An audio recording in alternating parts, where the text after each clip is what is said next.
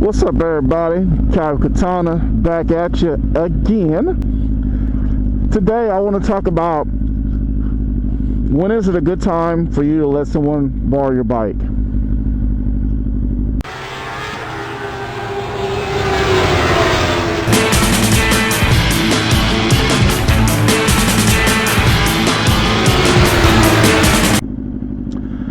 Yeah, I'm making this video because a friend of mine let somebody borrow his bike. Now, I just kind of want to give you my 2 cents in this situation. Is that I'm not saying that you shouldn't let someone borrow your bike, because it depends on the person that you let borrow your bike in the first place. Are they trustworthy? Like, you have to ask yourself, if I let someone this person borrow my bike, if say that something happens to that bike, will that person do the right thing in fixing it or replacing it if something happens to it in that person's possession? I have let people borrow my bike a couple times. I've had another guy borrow my bike because he went down his bike, and I let him borrow it a couple times here and there, just because I consider him a decent friend, and I also can know that if something would ever to happen, he would do what he needed to do to fix this bike. And he also had a bike too, so that's another thing. One of the rules of thumb when you let somebody borrow your bike is that that person must have his own bike. So if something happens to your bike in their possession, you have their bike that you can ride until you get yours fixed, or they just sign their bike over you. Now, the only exception to that rule is say for instance you have a Gixxer 1000 and that person's bike that they own is a Kawasaki 250. Now, of course, that is not going to be the same. That is not going to be the same at all. So you gotta be careful on who you let borrow your bike. There's a lot of people who will just say no to anybody who let them borrow the bike. They'll just say nope, not gonna happen. If something's gonna happen, it's gonna be my possession or my fault, which I respect that, and for some part I do. Because I've had people want to borrow my bike and they didn't meet the criteria. Shut your ass up! You don't even fit the criteria. So, I'm gonna need for you to step the fuck up out this house. That's what I need for you to do. Before I whoop your ass and whoop you. So, I'm gonna need for you, bitch. Okay, ain't no need to looking stupid, baby, because when I get up, you gonna have 2 swollen eyes. You're not gonna be able to see, so you ain't gonna be able to look stupid at all. Do I have to say it slower for you? This is my best friend, not your best friend, so I advise you to get that fuck stepping, bitch. I think you trying me. I think you really trying to fuck with me. You fucking with my best friendship. See, that shit you just pulled, I should have fucked you up, but I let that bitch walk away, and I let you get yourself together. But I'm letting you know this right now, if you ever try that motherfucking shit again, that's gonna be your last motherfucking day standing, best friend. To borrow my bike. They either didn't have a job or didn't have a bike on their own, or the always classic, I used to ride, or I rode dirt bikes, which I know dirt bikes is almost the same as riding sport bikes or street bikes, but it's still different because there's different gearing, there's different asphalt is worse than dirt, there's all sorts of different things. Plus, most of the time, sport bikes or street bikes cost more than dirt bikes. So it's also the cost. So you have to ask yourself, like, is that person that really good of a friend that if something happens, that they'll do right? Now, that's something you probably don't want to test. There's a few things that I don't want to test my friends' loyalty on. One is, if someone rolled my bike and they wrecked it, would they do what they need to do to fix it? That's a hard one to find out how your friends are. And another test is, if say you're driving in a car and your friend had some drugs and they pull you over and the cops find the drugs, will your friend own up to it and say that's mine? Because technically they could charge both of you, but really they could charge you because you own the car. I mean, I personally have patted down friends or acquaintances of mine that have been known to dabble in pharmaceutical drugs, and to make sure they ain't packing nothing, because they don't think they'll get caught, and I just don't want the situation that I get caught up in some mess that I had nothing to do with. And you probably ask yourself, well, why do I have people like that around me? Well, I really don't have those type of people around me now. Now I have more decent, upstanding people who are in my life now. But yeah, guys, so, you know, as far as letting people ride bikes, like I've had a friend of mine who asked me for like 10 years that he wanted to borrow my bike. Can I borrow your bike? One of the things that he said that made me really say no was, he says, I won't wreck it. Now, unless you are Miss Cleo or you know the future, there's no way you can guarantee me that my bike won't get wrecked, because anything can happen. A car can pull out, you can hit some dirt, some grease, whatever happens. So you can't sit there and say that, oh, I promise nothing will happen, because you can't give that kind of promise unless you can predict the future. And if you can predict the future, then there's no reason why you shouldn't play the lottery. And another thing too is, there is no way that if I let someone borrow my bike who's asked me for 10 years and he hasn't gotten his own bike by then, there's no reason why you need to borrow my bike, bro. I'm telling you that now. And also, if I even let him borrow my bike, you know what would happen? You know what I would say? That if something happened, it would be my fault. I'd have to take full responsibility on what happened to my bike because of me. And you ask yourself, why? Well, because I let him borrow my bike. That is the number one thing. If I let him borrow my bike, then I'm taking full responsibility of whatever happened to that bike. And yeah, I'm not doing that. But I'm gonna put this on pause. You know, borrowing someone's bike or letting someone borrow your bike is all up to you. You know, I know my mom wanted to borrow my bike one time, but I told her no, because not that I don't trust my mom, not that I worry about my mom if something happens that she wouldn't pay for. It's just my mom is a lot shorter than I am, and I knew she couldn't touch the ground. But my bike sits really kind of high. So, because I'm pretty tall, so I like my tall bike, so. But I just don't, like I said, it's all about who you trust. And I remember I borrowed, not even borrow, like, sometimes it's okay if you let someone like ride your bike down the road, especially people who are want to upgrade and get a new bike or something like that. It gives them an idea of what kind of bike they want to get later. And the best way, if you're trying to buy a new bike and you want to try the bikes, besides borrowing one of your friend's bikes, the best way I say is go to a bike week somewhere, because a lot of times, or look at different bike websites, bike manufacturers' websites. A lot of times they have traveling demo rides where they travel to different cities and they bring their full line products of their bikes for people to ride and test ride them and demo ride them. You know, and all you need to do is have a motorcycle license and boots and a jacket. That's all you need. And they let you ride their bikes. They have their whole complete line, from sport bikes to dirt bikes to cruisers, and you basically ride a route with the instructor, one instructor in the front, one instructor in the back, and you just ride the bike. So you have an idea of how that bike feels. That's one good way of being able to see what type of bike you want to get later on when you're looking to buy a new bike. Or you just borrow one of your friends, just ride down the street.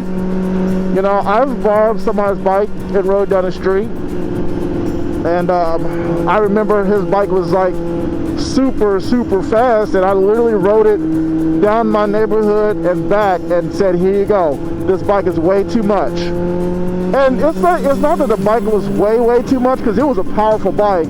It was just that bike wasn't mine, and I just get really nervous when I ride other people's bikes, because I don't want nothing to happen to it, because I'd have to fix it or stuff like that. I mean, it's not that I can't afford to fix it, because I can. I'm not worried about that.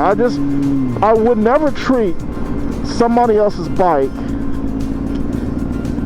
like I wouldn't treat my own. And I'm not saying, I'm very careful with my bike. I mean, for me to have 88,000 miles on this bike, 88,991 miles on this bike, that means that I've taken care of this. I have taken care of this bike, and I would never ride somebody else's bike that bad like that.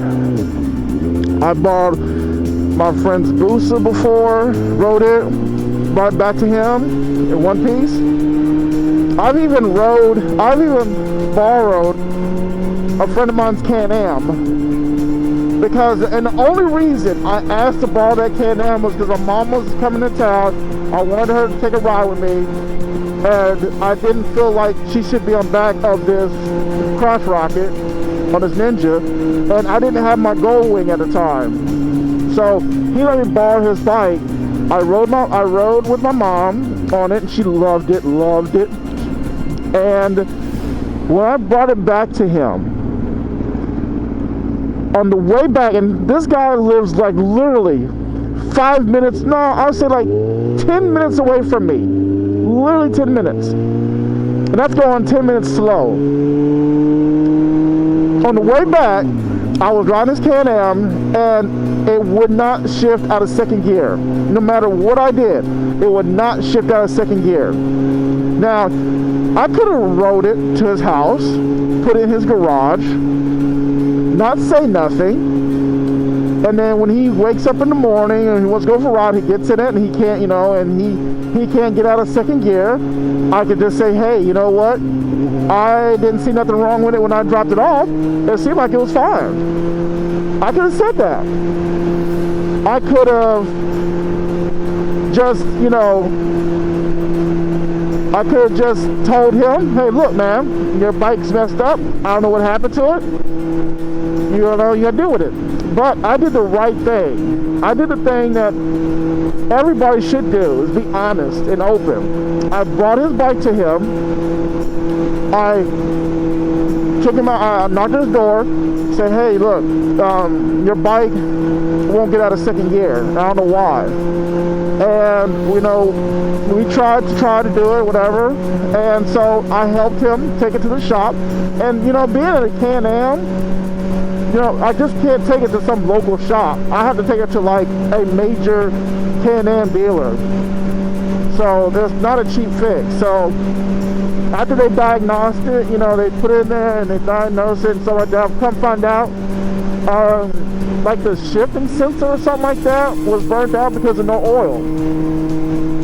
Now technically, that's not my fault, because the bike should be all its up-to-date, oil changes and maintenance and stuff like that, and he didn't do all that. So therefore, it was bound to happen regardless if I had it or somebody else had it or he had it. So it wasn't something I did. It wasn't something like I didn't ride his bike, bad. Like some people, oh yeah, you got a flat tire. Well, you were burning the tire out and it got a hole and went flat. That would be my fault. But this situation was not my fault. And the mechanic said that it wasn't my fault either. But being that it was in my possession at the time, I felt like, you know what, I should at least pay half of what the damage was. And I think it ended up costing like $800 to fix that. And it was just one little sensor that they had to get from Canada, which it took 2 weeks to get here and things like that. So I paid him half of that because I felt like I have some responsibility in it, even though he said I didn't have to, even though the mechanic said I didn't have, it wasn't my fault. I just felt like the right thing to do. A lot of times doing the right thing, even though it seems like it's bad, you should still do the right thing. And that's what I did. And the thing about it is that I'm so glad I did do that, because he let me use his bike, and I was so appreciative of that, because that was the last time my mom got a chance to ride a motorcycle because she passed away a year later. And that is one memory I will always remember. And that that bike brought a smile to my mom's face that we rode together as, as son, mother and son. And it was awesome. But, sometimes it's okay to let people borrow your bike, sometimes it's not. It's up to you to figure out which ones. So yeah, just be careful on who you let ride your motorcycle. And, as long as that person has the money to replace or fix your bike, then that's fine. Yeah, even if you guys say, hey, let me get a deposit, bro. You know what I'm saying? Hey, let me put $1,000 down. I'll let you ride my bike for a day or so. That's fine. Yeah, because like I said, I've been guilty of letting people ride my bike, but like I said, it's been very few, very, very few. Maybe 4 people have rode my bike since I've had this bike, and I've had this bike since 2005. So that's a pretty good number, because I don't, because a lot of times people on the outside don't understand. It's different when you borrow a car than borrow a bike. A lot of people like, well, what's the difference between borrowing the car and borrowing the bike? Because someone's bike is like one of the most intimate things that you can ride or you can ever use. It's almost equating to borrowing someone's wife or girlfriend. That's what we always say. Well, if I'll let you ride my bike if you let me ride your wife. Something like that. And the thing is that these motorcycles that we ride are an extension of who we are, because this is something very personal, very intimate, and these bikes are that important. They're more important than cars to some people. You have car fans, you have people who feel the same way about cars. But I can tell you this: there are more people who will let people borrow a car than borrow a bike. Ask anybody. I'll wait. Yeah, because anybody will let someone borrow their car, but not many people let them borrow their bike. But yeah, so just be careful who lets you ride your bike, guys. Just be careful. I even rarely let people ride on the back of my bike. Like, I don't even let random people ride on the back of my bike. I let 4 or 5 people in my life ride on the back of this bike. The only way that you ride on the back of this bike is if we're in a relationship or we're really good friends. That's it. If there's some random chick walking down the street who wants to ride, I don't do that. That's just not me, because I just feel very intimate when someone rides on the back of my bike, because not only do I have my life to worry about, I also have their life on the back to worry about. And some people just don't know how to, there are certain rules and etiquette to be a backpack or be a ride on a motorcycle, and some people don't know those etiquettes. They think, sit on the bike and they'd be like, oh, I'm so cute, look at me, and wave and trying to take selfies when they need to hold on, because either they're going to fall off or they're going to cause the person who's riding the bike fall, to fall. And you don't want that. I've seen too many times people fall, especially like bike weeks in like Daytona and Myrtle Beach. I've seen way too many people fall. Not worth it, guys, not worth it. But with that, guys, I'm out of here. It's getting dark. I'm trying to get home to my baby, and I will probably post this up soon. So y'all be careful out there, and be careful when you let borrow your bike.